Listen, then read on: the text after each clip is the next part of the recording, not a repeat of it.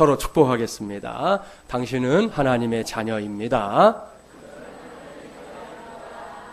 단수의 사람이 되는 것, 그것이 믿음입니다. 할렐루야. 오늘은 믿음에 관한 고찰 11번째 시간입니다. 오늘은 믿음은 하나님으로 하나님 되게 하는 것입니다 라는 제목으로 하나님의 말씀을 전하도록 하겠습니다. 오늘 우리가 제일 먼저 관심을 가져야 할 것은 말씀의 제목에 언급된 그대로 하나님으로 하나님 되게 하라 라는 것입니다. 이것은 종교개혁자인 마틴 루터의 신앙 고백인데요. 루터는 하나님으로 하나님 되게 하라, Let God be God이라고 외치면서 스스로가 해석했어요. 이렇게, 이것은 하나님께서 보여주신 길로 하나님께 나아가는 것을 뜻한다 그랬습니다. 오늘은 이러한 루터의 외침에 저와 여러분 모두가 관심을 집중하기를 바랍니다. 매주일, 아니 하나님의 말씀이 전해지는 시간마다 교회 강단에서는 늘 하나님이 어떤 분이신지를 알려드리잖아요. 그 하나님께서 어떤 역사를 이루시는 것인지에 대해서 말씀이 선포됩니다. 그러니까 저와 여러분이 다 신앙의 연륜이 다르지만 그 연륜에 비례하는 만큼 하나님의 말씀을 들으며 여기까지 왔다고 해도 결코 과언은 아닐 것입니다. 그렇다면 그렇게 신앙생활에 열중하고 있는 저와 여러분에게 하나님으로 하나님 되게 하라라는 이 메시지가 주는 의미는 무엇입니까? 그것은 하나님을 진짜로 믿는, 하나님을 성경이 말씀하고 있는 대로 믿는, 하나님을 하나님의 존재 자체로 믿는 것을 의미합니다. 그저 막연하게 믿는 거 말고요. 믿고 있는 척하는 거 말고요. 믿고 있는 것처럼 느껴지는 그런 감정 말고요. 정말로 믿는 것. 그러니까 하나님의 존재 자체를 있는 그대로 100% 인정하는 것을 의미합니다. 그것이 바로 하나님으로 하나님 되게 하라라는 이 짧은 메시지의 핵심이에요. 종종 점쟁이들이나 무속인들이 자신들을 홍보하기 위해 만든 광고물에다가 천기누설이라고 쓰는 것을 볼 때가 있어요. 무슨 의미입니까? 자기들이 아예 벌받을 각오하고 내가 여러분에게 하늘의 뜻을 알려드리겠습니다, 이런 뜻이잖아요. 이것이야말로 엉뚱하기 짝이 없고 건방지기 짝이 없는 언사입니다. 생각해 보세요. 잠깐 후에 일도 알지 못하는 이 인생이라는 존재가 어떻게 감히 천기를 운운할 수가 있겠습니까? 자기와 관련해서 내일 무슨 일이 일어날지도 모르면서 천기를 말한다는 게 얼마나 우스꽝스럽고 엉뚱한 일이냐는 말씀입니다. 그럼에도 불구하고 이제 우리나라 사람들이 그러한 샤머니즘의 문화에 젖어 있기 때문인지는 몰라도 그리스도인들 역시 하나님의 뜻을 이런 식으로 생각하는 경향이 매우 강합니다. 잘못됐습니다. 따라서 우리부터 주의해야 합니다. 사랑하는 마주몰리라는 가족 여러분, 여기서 꼭 기억하세요. 특별한 그 무엇이 없는 일상적인 삶에서는 물론이고 때로 우리의 인생길을 가로막는 역경이나 위기의 순간이 올지라도 하나님의 자녀된 저와 여러분에게 한결같이 필요한 것이 바로 하나님으로 하나님 되게 하는 믿음이라는 사실을 꼭 기억하기를 바랍니다. 이런 믿음으로 하루하루를 살다 보면요, 그야말로 결정적으로 혹은 너무나도 선명하게 하나님께서 행하시는 위대한 역사들을 목격할 때가 있습니다. 분명히 있습니다. 바이올라 와일드는 이렇게 말했습니다. 만약 홍해가 당신 앞을 가로막고 있고 왼쪽에는 산이요 오른쪽에는 광야가 있으며 뒤에서는 애국 군대가 말을 타고 쫓아오고 있다면 하나님을 찬양하기 시작하라. 왜냐하면 그 상황은 하나님의 기적이 일어나기에 가장 안성맞춤이기 때문이다 그랬습니다. 할렐루야. 기가 막힌 표현이에요. 단지 멋지기만 한 표현이 아니에요. 이것은 진짜 신앙 고백이에요. 그렇습니다. 우리가 하나님으로 하나님 되게 하는 그 믿음으로 하나님을 바라보고 기도하기 시작하면 하나님은 언제든지 그리고 반드시 일하십니다. 이 세상에서 벌어지는 어떤 일이든지 승패는 하나님의 손에 달렸고 하나님의 인도하심에 달렸다는 말씀이에요. 그러니 하나님께서 다른 어떤 존재로서가 아니라 반드시 하나님으로 우리 가운데서 일하시도록, 이웃집 아저씨나 동네 힘을 가진 어떤 장사가 아니라 하나님 자신으로 우리를 위해 싸우시도록 적극적으로 구해야 하지 않겠습니까? 옳습니다. 그렇게 하나님께 일하실 때에만 우리 모두가 온전한 승리를 얻게 될 줄 믿습니다. 이런 관점에서 세상 사는 사람들을 유심히 살펴보세요. 다른 누군가에게 혹은 뭔가에게 이렇게 붙어서 살고 있구나 하는 것을 알 수가 있어요. 그게 뭐 사람이든지 물질이든지 권력이든지 혹은 뭐 자신만의 노련한 수완이든지 심지어 나는 내 주먹만 믿어 말하는 사람이든지 말입니다. 그렇기 때문에 우리가 붙어 살고 있는 대상이 누구인가에 따라 결국 우리의 인생이 결정되는 거 아니겠어요? 6월의 네 번째 주일인 오늘 이 시간에 저와 여러분에게는 그 대상이, 붙어있는 대상이 반드시 우리의 주님 예수 그리스도가 되기를 주님의 이름으로 간절히 축원합니다. 이런 사람이야말로 진짜 복된 사람이에요. 왜냐하면 예수님 안에 모든 능력과 지혜와 복이 담겨있기 때문이지요. 그렇기 때문에 언제든 어디서든 예수님께 붙어있기만 하면 우리에게 필요한 모든 것을 공급받을 수 있을 줄 믿습니다.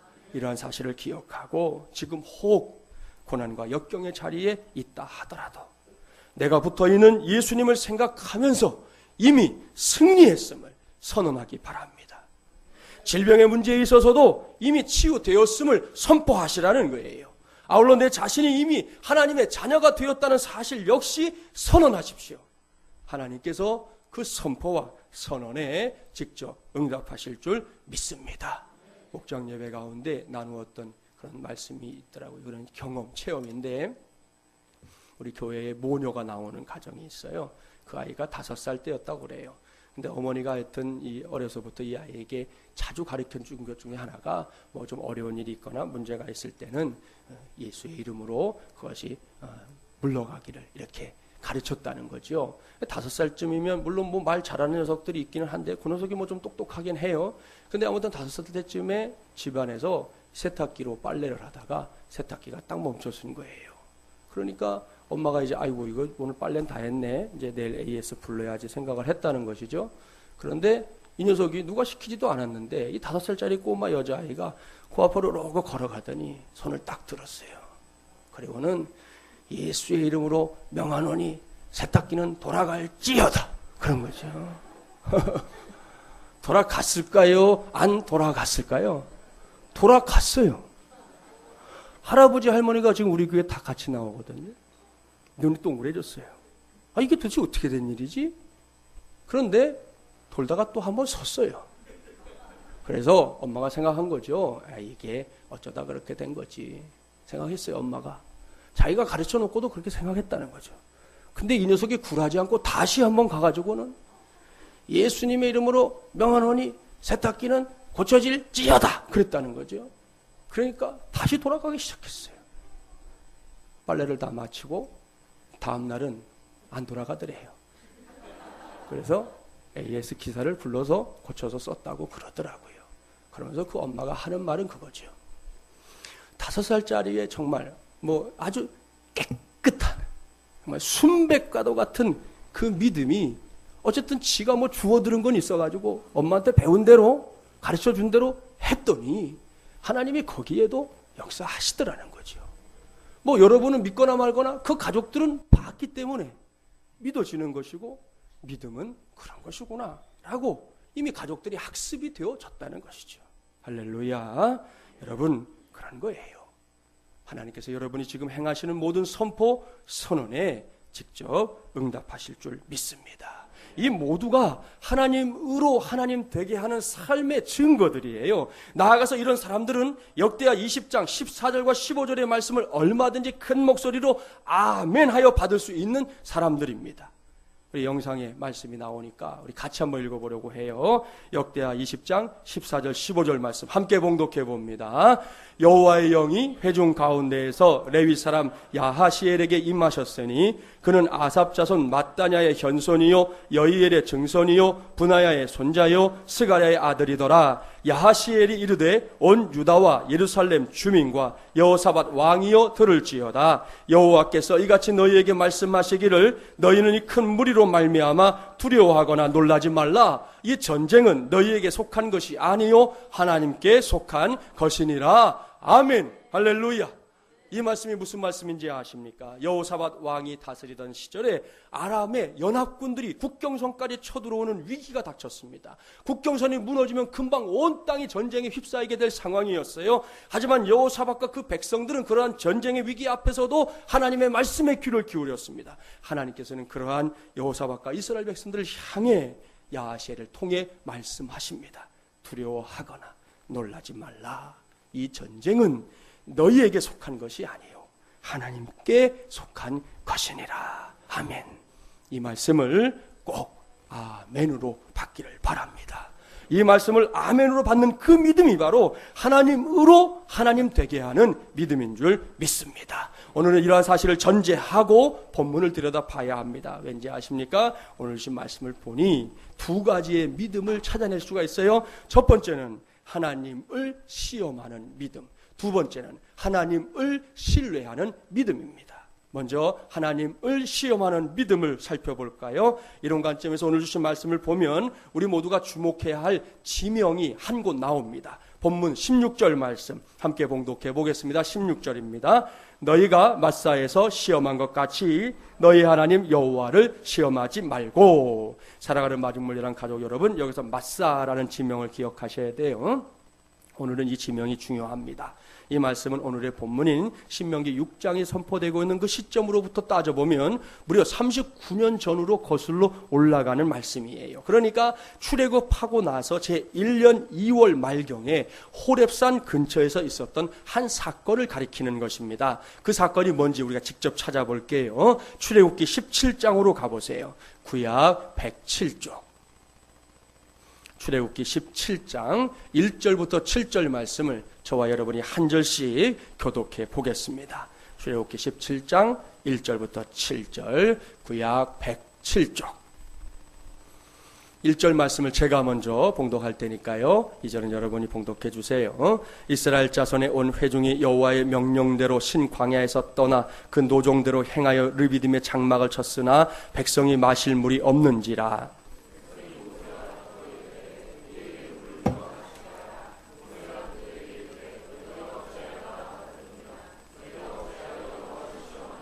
거기서 백성이 목이 말라 물을 찾으매 그들이 모세에게 대하여 원망하여 이르되 당신이 어찌하여 우리를 애굽에서 인도해 내어서 우리와 우리 자녀와 우리 가축이 목말라 죽게 하느냐.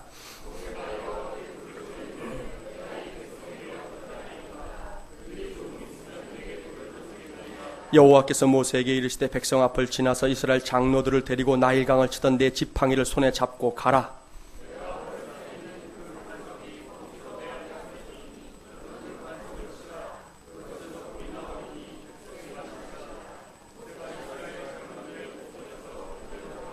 함께 봉독합니다. 그가 그곳 이름을 마사 또는 무리바라 불렀으니 이는 이스라엘 자손이 다투었음이요 또는 그들이 여호와를 시험하여 이르기를 여호와께서 우리 중에 계신가 안 계신가 하였음이더라. 이 말씀을 잠깐 설명하겠습니다. 여러분이 알고 있는 대로 이스라엘 백성들이 하나님의 능력을 힘입어 출애굽의 대역사를 체험했습니다. 그 후에 이스라엘 백성들은 하나님의 인도하심을 따라 신광야로 들어갔는데요. 그 여정에서 르비딤이라는 곳에 장막을 치게 되는데 거기에서 문제가 생겼지요. 그것은 그 많은 백성들이 먹을 만한 물이 없다는 것이었습니다. 그러자 모세와 백성들 사이에 큰 다툼이 일어났습니다. 이스라엘 백성들이 모세를 원망했습니다. 모세의 지도력을 의심하고 왜 우리를 애굽에서 끌어내서 여기서 이 개죽음을 담게 하느냐, 그렇게 이야기를 했던 것이죠. 이때 하나님께서 모세의 손을 들어주셨어요. 모세의 지팡이로 반석을 치게 하셨죠. 그러자 그 반석에서 물이 나왔습니다. 이 사건이 있은 직후에 르비딤이라는 이름이 마사 또는 무리바라고 불리게 되었다는 것이죠. 여기서 마사는 시험 혹은 유혹이라는 뜻이고 무리바는 다툼 혹은 논쟁이라는 뜻입니다. 이것이 바로 이제 마사 사건인데요. 여기서 우리가 주목해야 할 것은 조금 전에 읽었던 7절 말씀이에요. 잘 들어보세요. 그가 그곳 이름을 마사 또는 무리바라 불렀으니 이는 이스라엘 자손이 다투었음이요 또는 그들이 여호와를 시험하여 이르기를 여호와께서 우리 중에 계신가 안 계신가 하였음이더라. 사랑하는 여러분, 여기에 르비딤을 마사라고 부르게 된 아주 중요한 이유가 기록되어 있습니다. 그리고 여기에 하나님을 시험하는 믿음이 무엇인지 그 내용이 들어 있습니다. 그것이 무엇입니까? 그것은 이스라엘 백성들이 르비딤에서 아주 큰 의문, 아주 엄청난 의심을 갖게 되었다는 것입니다. 그것은 도대체 하나님께서 우리들 가운데 계신 거야? 안 계신 거야? 라는 의심이었습니다. 성경은 바로 그 의심이 하나님을 시험하는 것이었다고 명백하게 기록하고 있습니다. 하나님의 말씀인 성경이 출애굽기 17장에서 이렇게 말씀하고 있는 데에는 그만한 이유가 있어요. 출애굽기 12장에서 보면 이스라엘 백성들이 이 출애굽 사건을 경험하게 됩니다. 10가지 재앙으로 애굽 땅을 흔들어 놓으신 하나님의 능력을 힘입어서 이스라엘 백성들이 출애굽이라는 구원의 역사를 체험했지 않습니까? 우리의 눈으로 볼 때 그 뒤로 이스라엘 백성들은 정말이지 막 배가 아플 정도로 많이 누리고 누린 것이 하나님의 능력을 체험하는 삶이었어요. 출애굽기 13장 17절 이하를 가보면 광야길에 나선 이스라엘 백성들에게 하나님께서 붙여주신 게 뭔지 아세요? 구름기둥과 불기둥. 여러분, 그 구름기둥 없으면 낮에 이 사람들이 다 일사병으로 죽어요. 그 불기둥이 없으면 밤에는 영하로 떨어지는 날씨에서 꽁꽁 얼어 죽어요. 그런데 하나님이 그 기둥을 그들에게 붙여주셨어요. 14장으로 가볼까요? 우리가 너무나 잘 아는 홍해의 기적이 기록되어 있습니다. 200여만 명의 사람들이 일시에 홍해를 육지처럼 건넜으니까 한번 상상해 보세요. 장관 중의 장관입니다. 입이 떡 벌어질 일이 벌어진 사건이 아니겠어요? 15장 가볼까요? 홍해 도하 직후에 모세와 이스라엘 백성들이 승리의 노래로 하나님의 영광을 찬미하면서 온통 축제의 분위기가 된 것을 기록하고 있어요. 16장은 어떻습니까? 광야에서 수많은 백성들을 위해서 하나님이 만나와 메추라기를 먹이신 사건이 기록되어 있습니다. 사랑하는 마중물이란 가족 여러분, 생각해 보세요. 자, 12장부터 17장에 오기까지 그 많은 하나님의 기적들, 은혜들, 역사들, 이 정도면 충분하지 않습니까? 도대체 무엇이 부족한 것입니까? 아니, 이 정도로 자신들의 걸음 하나하나를 인도하신 하나님을 신뢰하고 그 하나님을 붙잡는 삶을 살고 있다면 그 후에 벌어질 일들에 대해서 염려하거나 걱정할 것이 도대체 무엇이냐는 거예요. 부족한 목사의 생각이지만 제 개인적인 생각으로는 더 이상의 염려와 걱정보다는 하나님의 도우심이 필요한 상황이 될 때마다 하나님을 찾으면 되지 않을까요? 하나님, 지금 우리가 마땅히 먹을 물이 없어요. 하나님, 물 못 먹으면 우리 죽는 거 하나님 다 아시잖아요. 하나님이 우리를 그렇게 지어 놓으셨잖아요. 도와주세요. 그러면 되는 거 아니냐는 거예요. 어려움이 생겼어요. 그럼 하나님, 제가 이 어려움으로 인생의 발목 잡혀 오도 가도 못하는 신세 되면 하나님도 별로 좋은 일 아니잖아요. 하나님께서 좀 간섭해 주시고 이 일을 손대어 주시면 어떨까요? 하나님을 저는 기다립니다. 그렇게 하면 되는 거 아니냐는 거예요. 그런데 이스라엘 백성들은 달랐습니다. 지나간 시간과 역사 속에 수도 없이 놀랍고 어마어마한 이 세상 어떤 민족도 경험해보지 못했던 엄청난 사건들을 자신들의 삶 속에서 매일같이 경험을 해놓고도, 체험을 해놓고도 또다시 불평합니다. 하나님을 원망하고 지도자에게 시비를 겁니다. 이것만 해도 기가 막힐 노릇인데 성경은 이 모든 정황들 속에서 하나님께서 가장 문제시하는 대목을 쓰고 있잖아요. 그들이 여호와를 시험하여 이르기를 여호와께서 우리 중에 계신가 아닌가 하였음이더라. 바로 이것입니다. 정말이지 해도 너무합니다. 하나님께서 그만큼 자신들의 편이 되어주시고 그만큼 자신들의 팬이 되어주셨는데 여전히 이스라엘 백성들이 되뇌는 소리가 있었다는 것이죠. 마실 만한 물이 없으면 지금까지 가진 기적과 능력으로 여기까지 인도하신 하나님께 구하면 될 텐데 그것이 진정으로 하나님께서 원하시는 것인데 그 놀라운 은혜를 체험하고 있다는 이스라엘 백성들이 기껏 한다는 말이 하나님이 우리 중에 계신 거야? 안 계신 거야? 하나님이 살아계시기는 한 거야? 정말 맞아? 우리가 믿는 하나님 그런 하나님인 거 맞냐고? 라고 투덜거리고 있다는 것이죠. 얼마나 불신앙적인 생각입니까? 그 마사 사건이 있은 다음에 무려 39년이 흐른 지금 모세는 그 당시의 일을 회고하면서 출애굽 2세대들에게 이러한 불신앙에 빠지지 말자 당부하고 있는 것이에요. 동일한 일들이 오늘날 우리의 믿음 속에서도 벌어질 때가 있습니다. 물론 별 문제 없이 모든 것이 생각한 대로, 여러분이 기대했던 대로, 계획했던 대로 잘 돌아가고 아무 탈이 없이 하나둘 이루어질 때에는 이런 생각하는 사람이 없어요. 그때 하나님의 은혜를 여기는 것은 쉬운 일입니다. 아주 쉬운 일입니다. 이럴 때는 문제될 게 하나도 없어요. 우리는 어떤 좋은 일이 생겼을 때 하나님을 찬양하길 좋아합니다. 마땅히 그래야 합니다. 그 회사에서 새로 생긴 일자리에 저를 채용했어요. 할렐루야! 하나님을 찬양합니다. 전혀 문제될 게 없어요. 내가 이번에 정말 많은 돈을 벌 수 있는 기회가 돼서 얼마나 많은 돈을 벌었는 줄 알아? 할렐루야! 속 보이는 얘기지만 괜찮아요. 아무 문제될 게 없어요. 그래도 무방한 일이죠. 사실은 엄청나게 걱정을 했었는데 의사가 큰 병이 아니라네요. 주님을 찬양합니다. 역시 문제될 것이 없습니다. 이 모든 것들은 주님을 찬양하기 아주 좋은 이유들입니다. 하나님께서 우리의 인생의 돌파구를 가져다 주시는 때는 분명히 주님을 찬양해도 쉽게 찬양할 수 있는 때라는 것이죠. 문제는 그 다음이에요. 모든 것이 무너져 내리고 있을 때에 우리는 무엇을 하고 있습니까? 우리의 삶에 무엇인가 장애물이 나타났을 때, 누가 봐도 고난이라고 일컬을 만한 상황들을 만났을 때, 사방팔방이 다 막힌 것 같을 때, 아무리 애를 써봐도 길이 열리지 않는 것을 날마다 느낄 때, 세상 천지에서 꼭 나만 제일 크게 불행하고 나에게만 불행한 일들이 찾아온다고 느껴지고 여겨질 때, 더군다나 억울하기 짝이 없을 때, 그런 입장이 되면 우리는 어떻게 행동하고 어떻게 말하느냐라는 질문입니다. 어떤 사람들은요, 이런 상황 자체가 믿음을 가지고 살아가는 자신에게 벌어지고 있는 현실을 수용하지 못합니다.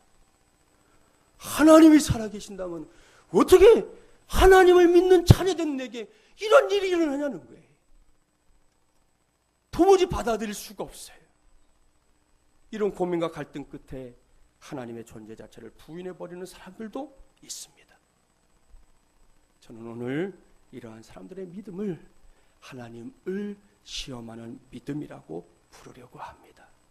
특히 요즘은 하나님을 믿지 않는 사람들은 물론이고 하나님을 믿는 이 그리스도인들마저도 이 물질에 의해 좌지우지되는 인생을 살아갈 때가 참 많은 그런 시절입니다. 그러니까 어떻게 살아가야 될지 모르겠어요. 프랑스에 억만장자인 자케풍이라는 사람이 살았어요.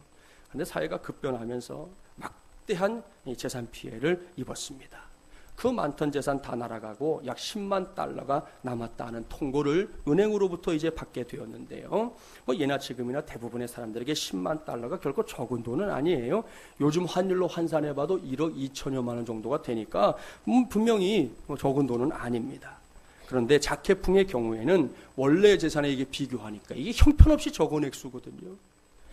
결국 은행으로부터 날아온 소식을 들은 자케풍은 그 충격으로 그만 그 자리에서 죽고 말았습니다.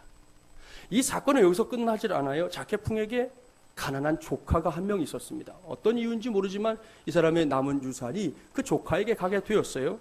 그런데 이 조카가 10만 달러라는 거액을 유산으로 받게 되었다는 소식을 듣고 나서는 너무 놀라서 그 사람도 그 자리에서 죽고 말았어요. 이 실화입니다, 여러분. 잘 생각해 보십시오. 똑같은 액수의 돈을 가지고 한 사람은 너무 적어서 놀라서 죽었고 한 사람은 그 돈이 너무 많아서 놀라서 죽었습니다. 참으로 서글픈 일입니다. 그렇지 않습니까? 분명히 성경은 우리의 생명이 천하보다 귀하다고 말씀하셨는데 이렇게 돈이 우리의 생명을 좌지우지한다면 얼마나 슬픈 일입니까? 사랑하는 여러분, 우리는 이러한 삶의 전철을 되밟아서는 안 됩니다. 저출애굽 시대에 마시는 물, 그 한 모금 마시는 물의 문제로 하나님을 시험했던 이스라엘 백성들의 믿음을 결코 따라가서는 안 됩니다. 또한 자켓풍처럼 이 시대가 물질을 놓고 우리에게 자꾸만 시험을 요구하거든요. 하나님을 시험해봐라. 너 그 물질 없으면 얼마나 힘든데. 자꾸만 우리에게 물질의 가치로 우리를 흔들려고 하는 그런 믿음을 유혹하는 일들이 있지만 결코 용납해서는 안 됩니다. 그렇습니다. 어느새 한 해의 절반을 보내고 있는 오늘 시간에 반드시 다짐해야 합니다. 하나님을 시험하고 동시에 우리를 시험에 빠지게 만드는 그런 나약함에 더 이상 빠지지 않기를 다짐해야 합니다. 거기에 진짜 승리가 있을 줄 믿습니다. 다음으로 우리가 살펴봐야 할 믿음은 하나님을 신뢰하는 믿음이에요. 이 귀한 믿음은 어떻게 해야 소유할 수 있을까? 그 해답이 바로 본문 17절부터 19절까지의 말씀에 잘 기록되어 있어요. 17절부터 19절 함께 봉독합니다. 너희의 하나님 여호와께서 너희에게 명하신 명령과 증거와 규례를 삼가 지키며 여호와께서 보시기에 정직하고 선량한 일을 행하라. 그리하면 내가 복을 받고 그 땅에 들어가서 여호와께서 모든 대적을 내 앞에서 쫓아내시겠다고 내 조상들에게 맹세하신 아름다운 땅을 차지하리니 여호와의 말씀과 같으니라. 아멘. 사랑하는 여러분, 이 말씀이 바로 하나님을 신뢰하는 믿음을 소유할 수 있는 동시에 그런 믿음을 키울 수 있는 방법이에요. 그것은 다른 것이 아니라 하나님의 말씀을 붙잡는 것입니다. 하나님의 말씀을 가까이 하고 하나님의 말씀에 늘 귀를 기울이는 것입니다. 또한 하나님의 말씀을 깊이 묵상하기를 힘쓰고 그 말씀을 마음판에 자꾸만 새기는 것입니다. 제가 장담합니다. 지난 주일에도 말씀을 드렸지만 이렇게 하다 보면 저와 여러분은 아주 자연스럽게 단수의 사람이 될 수 있습니다.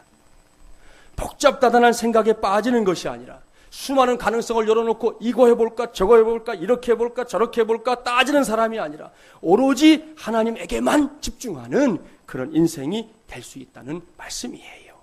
결국에는 어떤 상황에서도 하나님을 하나님으로 신뢰하는 믿음의 자리에까지 이르게 되는 것입니다.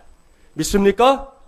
할렐루야. 여러분이 아멘이라고 대답을 했으니까요. 좋습니다. 그렇다면 제가 이 시간에 아주 중요한 제안을 여러분 모두에게 하도록 하겠습니다. 오늘 저는 저와 여러분이 이번 한 주간 동안 바로 이 믿음, 그러니까 하나님의 말씀에 근거해서 여타의 가능성은 다 내려놓고 오직 하나님을 하나님으로 신뢰하는 그 믿음의 실력을 당당하게 드러내는 그런 시간을 한 주간 동안 가져보기를 제안합니다. 이러한 제안을 하는 이유는 지난 수요일 새벽 기도의 시간에 제가 개인적으로 체험했던 일 때문입니다. 주보에 실려있는 칼럼란에 상세하게 써드렸는데요. 수요일 새벽에 말씀을 전하고 나서 이제 우리가 기도하잖아요.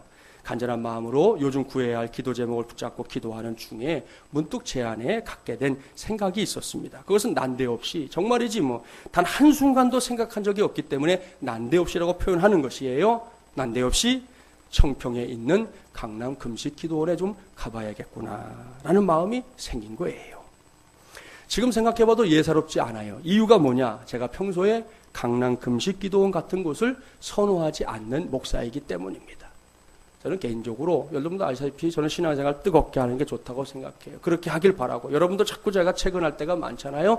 그런 목사임에도 불구하고 저는 이 강남 금식기도원처럼 뭐 집회가 많고 또 개인적인 기도보다는 막 이렇게 모여서 막 그냥 이렇게 좀 시끌시끌하고 이런 거 별로 안 좋아하거든요.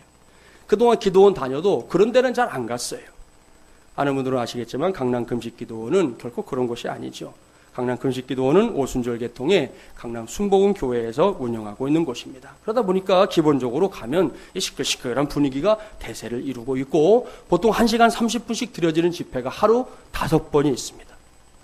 저는 지금까지 그곳에 가서 머물러 본 적은 없어요. 제가 전도사 때 교회에 집사님 한 분이 몸에 질병이 있어서 그 기도원에 가서 기도하고 있다 그래서 2번 정도 찾아가서 붙잡고 기도해드리고 돌아온 게 전부예요. 그게 제가 갖고 있는 강남 금식기도원의 전부였어요. 그런데 수요일 새벽에 갑자기 거기에 가야겠다 하는 생각이 든 거예요. 정말이지 이상하다 생각하면서도 곧 이것은 우연이 아니구나 라고 마음을 먹게 됐습니다. 그런 다음에 새벽에 기도하는 내내 제 마음속에서 막 수많은 생각들이 오고 갔어요. 언제쯤 가야 할지, 얼마 동안 머물러야 할지, 가서 금식을 해야 할지 말아야 할지 등등의 생각들이 막 끊임없이 이어졌습니다. 오후에는 강 목사님과 이 일을 놓고 잠시 의논도 했어요. 그러다가 마침내 결심했습니다. 새벽 기도에 설교가 없는 이번 주간, 한 주간 동안 다녀와야 되겠다.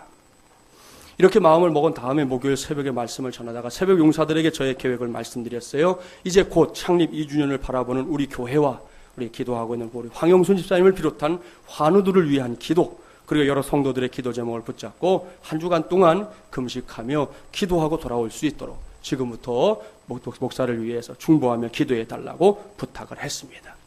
칼럼에도 써놓았지만 지금도 저는 한 가지 걱정이 좀 있기는 해요.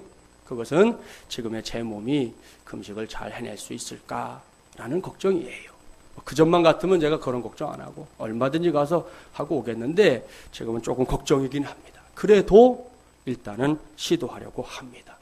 그래서 몇몇 분들이 칼럼을 보시고 저보고 막 붙잡고는 목사님 몸인 줄 아세요?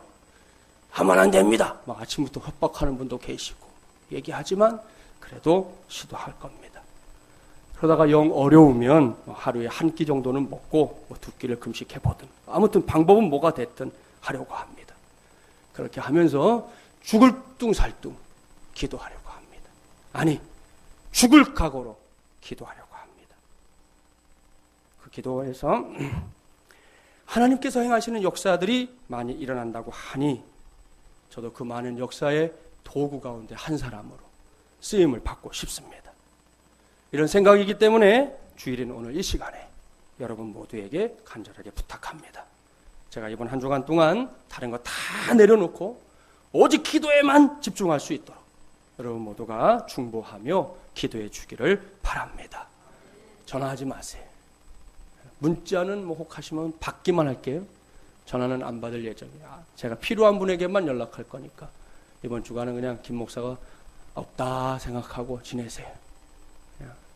그렇게 하고 올 테니까요. 그리고 한 가지를 더 말씀드립니다. 제가 기도원에 가 있는 동안 여러분의 기도 제목도 딱 한 가지씩만 붙잡고 기도하려고 합니다. 주보를 보시면 중보기도 카드가 하나 들어있어요. 위아래가 이렇게 똑같이 나눌 수 있게 되어 있어요. 오늘 중으로 이 카드를 꼭 작성해서 저 뒤에 수거함에 제출하십시오. 근데 조건은 뭐냐? 딱 한 가지만 쓰셔야 돼요. 제가 강 목사님하고 그렇게 얘기했는데 강 목사님이 깜빡하셔가지고 4개를 해놨어요. 지금 1, 2, 3, 4. 근데 1, 2, 3, 4 다 쓰셔도 1번만 제가 기도하고 2, 3, 4번은 좀 관심 없습니다. 그러니까 아예 쓸 때 하나만 쓰세요. 인색하다고 해도 할 수 없어요. 이번 주간에는 철저하게 저도 여러분도 딱 한 가지만 붙잡고 하나님 앞에서 승부를 걸어보려고 하기 때문입니다. 저와 여러분 모두가 이렇게 비장한 각오를 하는데 도움을 드리기 위해서 칼럼에 목요일 새벽에 저희가 전했던 메시지 가운데 일부를 실어 놓았습니다. 그 새벽의 영적 분위기를 떠올리면서 다시금 말씀드릴게요. 짧아요. 성경을 보면 하나님에 관한 많은 기록, 성령 하나님에 관한 많은 기록을 찾아볼 수 있습니다. 그 중에서 대표적인 것이 바람과 풀에 비유되는 것입니다. 여러분이 알고 있는 대로 바람은 눈에 보이지 않지만 느낄 수 있습니다. 왜입니까? 바람이 지나간 곳에는 반드시 흔적이 남기 때문입니다. 중간은 생략하고요. 우리 역시 지금은 작고 나약한 존재들입니다. 우리 교회 마찬가지입니다. 그러나 설사 그렇다 할지라도 내 안에, 우리 안에, 그리고 우리 교회 안에 성령의 불씨가 소멸되지 않는 이상, 그리고 바로 이곳에도 성령의 바람만 불어오게 되면 저와 여러분의 삶은 언제든지 다시금 활활 타오를 수 있을 줄 믿습니다. 이러한 성령의 역사를 철저하게 인정하고 따라가는 것, 그것이 바로 성령을 소멸하지 않는 지름길인 줄 믿습니다. 그렇습니다. 성령의 바람은 지금 다른 어떤 곳이 아닌 바로 내 삶을 향해 불고 있습니다. 그 바람은 무엇보다 큰 풀을 붙이는 바람입니다. 여기서 중요한 것은 그 바람을 거슬러 내 생각대로 살 것인가, 아니면 그 바람에 나를 맡긴 채 역사의 중심에서 성령의 불타오르는 역사를 체험할 것인가를 결정하는 것입니다. 이 새벽에, 오늘은 주님의 날을 통해 하나님을 예배하는 이 시간에 이러한 질문 앞에서 바른 결정을 내릴 수 있는 저와 여러분이 되기를 주님의 이름으로 축복합니다. 사랑하는 마주물리랑 가족 여러분, 바로 이 말씀이 이번 주간 내내 제 안에서, 그리고 저를 중보하며 기도해 줄 사랑하는 마주물리람의 가족들 안에서, 특별히 황영순 집사님과 지금 여러 모양으로 어려운 처지에 놓여 있는 모든 성도들 안에서 살아서 역사하는 하나님의 말씀이 되기를 바랍니다. 그것도 간절히 바랍니다. 그리고 오늘 제가 말씀을 전하기 시작하던 그 시간부터 반복적으로 전하고 있는 메시지에 귀를 기울이세요. 이 말씀은 하나님의 말씀입니다. 하나님으로 하나님 되게 하라. 하나님으로 하나님 되게 하라. 반드시 되게 하라. 반드시 그렇게 하라. 사랑하는 여러분, 들립니까? 하나님의 음성 들립니까? 들려야 합니다. 꼭 들려야 합니다. 이 말씀이 하나님의 말씀으로 들린다면 우리는 저 마사에서 불신앙적인 언행심사로 하나님을 시험했던 저 이스라엘 백성들과는 분명하게 달라야 합니다. 그렇습니다. 저와 여러분은 하나님을 하나님으로 신뢰하는, 철저하게 신뢰하는 믿음의 주인공들이 되어야 합니다. 똑같은 눈을 가지고도 그저 눈앞에 있는 이런저런 현실 속에 함몰되지 말고, 그런 일은 누구나 하는 거예요. 힘들고 어려우면 그 문제에 빠지는 거는 누구나 하는 거예요. 그렇게 함몰되지 말고 그 눈을 정말 부탁하니까요, 조금만 높이 들고, 지금 여러분이 머물고 있는 그 시선보다는 조금만 높이 들고 그곳에서 하나님으로 하나님 되게 하는 일을 보시라는 거예요. 그게 지금 우리가 해야 될 일이라는 거예요. 그저 흘러가던 말 한마디 쏟아내도 낙심하는 말 하지 말고, 기운 빠지는 말 하지 말고, 하나님이 이웃집 아저씨인 것처럼 생각하고 말하지 말고, 하나님을 정말 하나님으로, 창조주 하나님, 위대하신 하나님, 전능하신 하나님, 살아계신 하나님으로 인정하는 말을 하자는 것이에요. 그게 우리가 해야 될 일입니다, 여러분. 물론 그런 과정 속에서요, 정말이지 목사도 경험할 때 있는데요, 아무것도 느껴지지 않아. 아무것도 느껴지지 않아. 눈꽃만한 거 하나도 아무것도 보여지지 않아. 나 혼자 덩그러니 저 광야 한 구석에 버려진 것 같은, 도무지 길을 찾을 수 없는 그런 느낌들이, 그런 감정들이, 그런 생각들이 우리 속을 마구 찾아와요. 휘저어대요. 흔들어 놓아요. 조금 전까지는 두 주먹 불끈 쥐고 힘냈는데 그거 아무것도 아닌 것이 그냥 발로 툭 차고 지나가 버려요. 남는 게 아무것도 없는 것 같아요. 여러분, 그래도, 설사 그래도 우리의 눈을 하나님으로 하나님 되게 하는 그곳에 둬야 합니다. 우리의 느낌, 감정, 생각 몽땅 다 패키지로 묶어서 하나님으로 하나님 되게 하는 그것에 집중해야 할 줄 믿습니다. 이미 말씀드렸어요. 성령의 바람이 지금 다른 어떤 곳이 아닌 내 삶을 향해 불고 있습니다, 여러분. 그 바람은 무엇보다도 큰 불을 붙이는 바람이에요. 여러분 중에도 그런 분들 많을 거예요. 저도 이미 체험했어요. 성령의 불, 이 불이 한 번만 붙으면 돼요. 두 번, 세 번도 필요 없어요. 한 번만 붙으면 돼요. 누구든, 어떤 인생이든 한 번만 붙으면 됩니다. 딱 한 번만 붙으면 상황 종료입니다. 딱 한 번만 붙으면 모든 문제가 해결된다니까요. 딱 한 번만 붙으면 어떤 질병도 눈 녹듯이 사라질 줄 믿습니다. 그래서 구해야 합니다. 그래서 기도 올해도 올라가겠다는 것입니다. 그래서 자신 없지만 금식도 해보겠다는 것입니다. 그래서 여러분에게도 기도하라고 당부하는 것입니다. 새벽을 깨울 수 있으면 새벽을 깨우십시오. 그게 어렵다면 금요일부터 다시 시작되는 333 기도회 만큼은 꼭 시간을 내서 나오십시오. 하루 조금 덜 잔다고 해서 여러분 몸에 큰 병 나지 않아요. 기도하라는 것이에요. 제발 이런저런 이유와 핑계 내세우지 마십시오. 물론 살다 보면 피치 못할 사정이 있을 수 있어요. 목사가 인정합니다. 그래도 이번 주간에는 좀 이런저런 것들 다 내려놓고 기도하십시다. 내 생애에 이렇게 기도한 적이 단 한 번도 없었다고 생각할 만큼 그렇게 한번 기도해보자는 것이에요. 교회까지 오시는 게 어려워요? 여러분의 처소에서 해도 좋아요. 여러분의 직장에서 해도 좋아요. 어디에서든 좋으니까 이번 한 주간만큼 한번 그렇게 기도해보자는 것입니다. 그리고 하나님의 응답을 기다리십시오. 이것이 우리 하나님으로 하나님 되게 하는 길입니다. 바로 이 믿음으로 2013년도 6월 23일부터 29일까지 우리 모두가 잘 달려서 다음 주일에는 우리 모두가 이곳에서 온전한 승리의 주인공들로, 특별히 저한테 보낼 문자는 그런 거예요. 목사님, 지난 주일에 목사님께 드렸던 기도 카드의 그 기도 제목 이렇게 응답이 되었습니다. 하나님이 저렇게 응답해 주셨습니다. 그런 문자는 보내시면 제가 답을 꼭 해드릴게요. 여러분 이번 주간 내내 기대하시고 기도해 보자고요.